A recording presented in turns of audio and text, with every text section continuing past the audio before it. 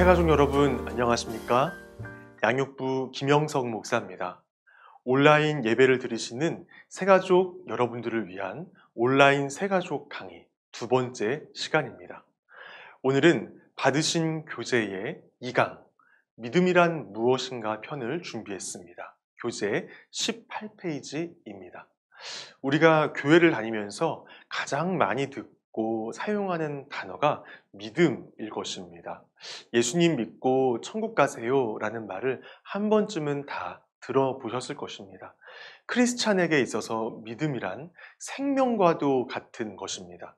그렇기 때문에 우리는 신앙의 여정의 출발선에 서 있는 이때에 과연 성경이 말씀하시는 참된 믿음이란 무엇인가에 대해 분명하게 짚고 넘어가야 합니다.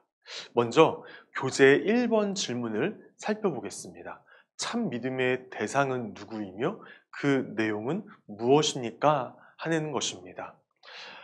믿음을 가지라고 할 때는 반드시 믿음에 대한 대상이 있어야 합니다.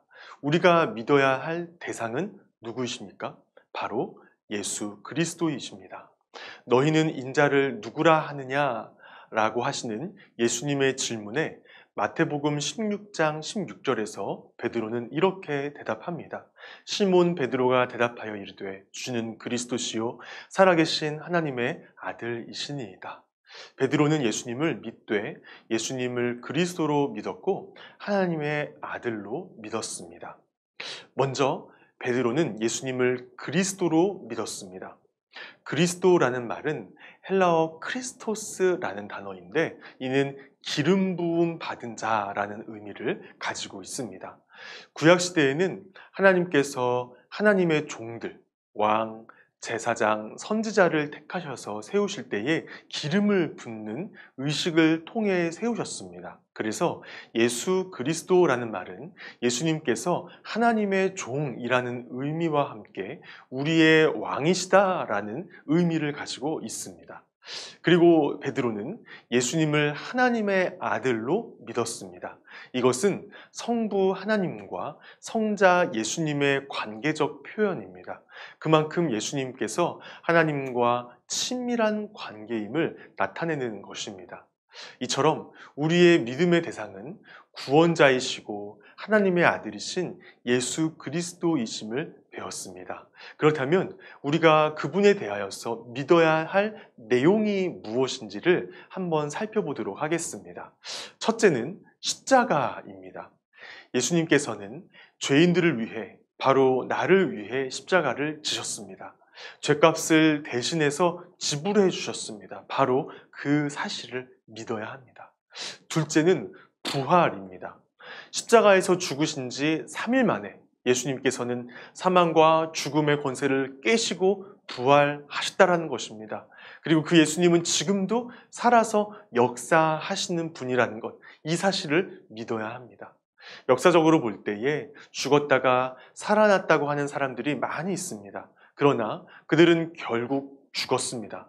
그래서 그들의 살아남은 부활이라고 하지 않고 소생이라고 합니다. 그러나 예수님은 부활하셨습니다.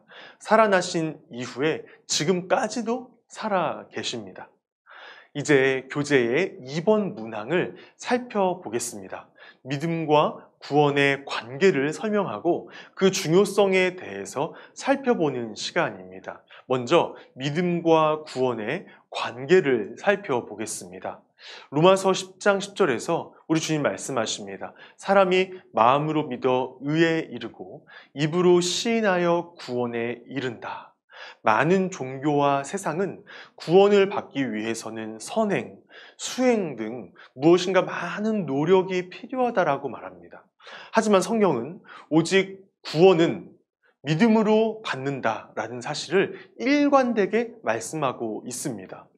에베소서에서도 너희는 그 은혜에 인하여 믿음으로 말미암아 구원을 받았으니 이것은 너희에게서 난 것이 아니요 하나님의 선물이라 행위에서 난 것이 아니니 이는 누구든지 자랑하지 못하게 함이라 라고 말씀하고 계시며 구원은 오직 믿음으로 말미암아 값없이 주어지는 선물임을 분명히 하셨습니다. 이 사실이 중요한 이유가 무엇일까요? 그것은 인간의 어떠한 선행으로도 노력으로도 구원의 값을 다 치를 수 없기 때문입니다. 그래서 하나님은 사랑하는 아들 예수 그리스도를 십자가에 죽이시고 그를 믿는 사람들은 모두 다 값없이 구원을 받도록 하신 것입니다.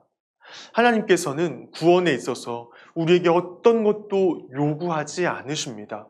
우리가 결코 그 값을 다 지불할 수 없다는 사실을 너무나 잘 알고 계시기 때문입니다.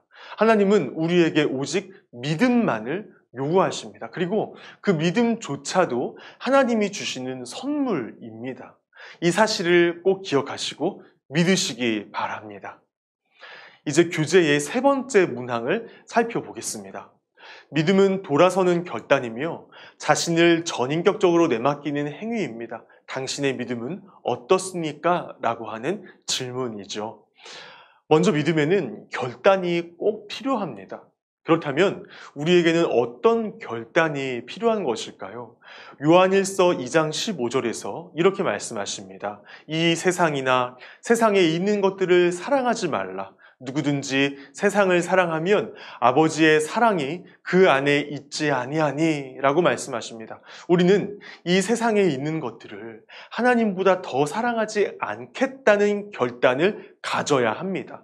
이 세상은 죄악으로 가득 차 있고 하나님과 반대되는 흐름으로 흘러가고 있기 때문에 예수님을 믿는 사람들은 세상을 따라가지 않고 오직 하나님의 말씀을 따라 살겠다는 단호한 결단을 반드시 가져야 합니다. 그리고 둘째로 믿음에는 모든 것을 하나님께 맡기는 것, 즉 위탁이라는 요소가 반드시 필요합니다. 교재를 보시면 누가복음 18장 24절에서 25절 말씀이 나와 있습니다. 예수께서 그를 보시고 이르시되 재물이 있는 자는 하나님의 나라에 들어가기가 얼마나 어려운지 낙타가 바늘귀로 들어가는 것이 부자가 하나님의 나라로 들어가는 것보다 쉬우니라 라고 말씀하고 계십니다. 이 말씀은 예수님께서 자신을 찾아왔던 부자 청년을 보시면서 하신 말씀입니다. 청년은 영생을 얻고 싶었습니다. 그래서 예수님을 찾아왔습니다. 예수님은 그에게 내 소유를 다 팔아서 가난한 사람들에게 나누어 주고 나를 따르라 라고 말씀하셨습니다. 청년은 근심하며 떠났죠. 영생을 얻고는 싶었지만 예수님의 말씀을 그대로 따르기에는 가진 것이 많아서 너무 많은 것을 포기해야 했기 때문입니다.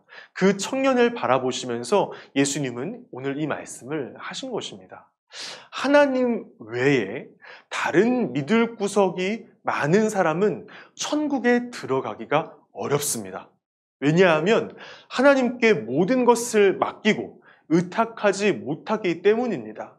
참된 믿음이란 우리의 모든 것을 하나님께 맡기고 의탁하는 것입니다. 그것이 구원에 이르는 진정한 믿음이라는 사실을 기억하시길 바랍니다.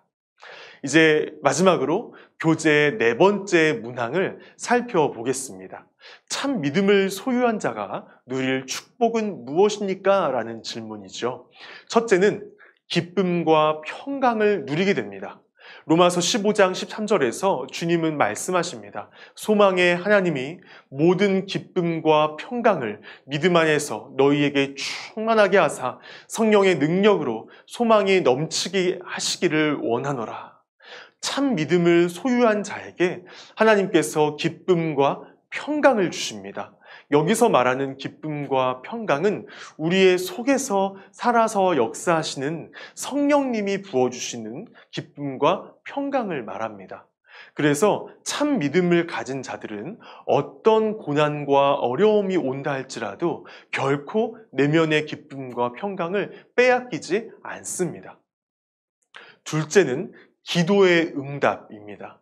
마태복음 21장 22절에서 주님 말씀하십니다. 너희가 기도할 때에 무엇이든지 믿고 구하는 것은 다 받으리라 하시니라. 우리가 하나님께서 살아계신 것과 하나님께서 우리의 기도를 들으시고 응답하신다는 것을 믿으면서 기도한다면 하나님은 반드시 우리의 기도에 응답하실 것입니다. 셋째는 하나님 앞에 당당히 나아갈 수 있는 은혜입니다. 에베소서 3장 12절에서 주님은 말씀하십니다. 우리가 그 안에서 그를 믿음으로 말미암아 담대함과 확신을 가지고 하나님께 나아감을 얻느니라. 참 믿음을 가진 자들은 하나님께 당당히 나아갑니다.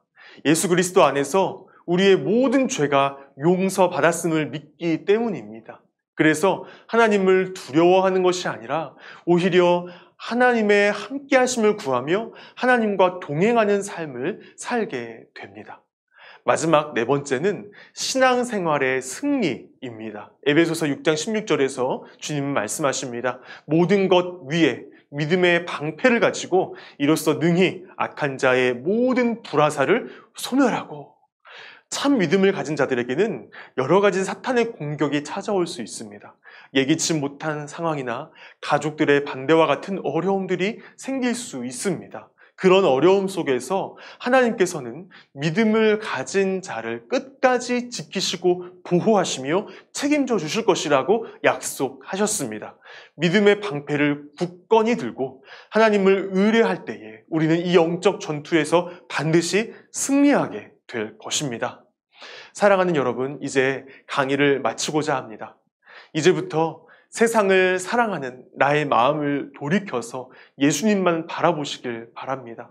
그분만 사랑하시고 그분께 우리의 삶을 전폭적으로 맡기고 그분의 보살핌을 받으며 살아가시길 바랍니다. 지금까지의 삶을 한번 돌아보시길 바랍니다. 내 계산과 의도대로 다 되었습니까? 그렇지 않은 날들도 많으셨을 것입니다. 좌절과 혼란 속에서 고민한 날들도 분명 있으셨을 것입니다. 이제 주님께 나의 마음의 왕좌를 내드립시다. 이렇게 예수님을 믿고 나아가는 심령마다 하나님께서는 그 길을 인도하시고 보호하시고 놀라운 기쁨과 평강을 마음속에 가득 부어주실 것입니다. 믿음으로 세상을 이기고 저 천국까지 이르는 여러분 모두가 되시기를 간절히 바랍니다. 다음 주에 뵙도록 하겠습니다. 감사합니다.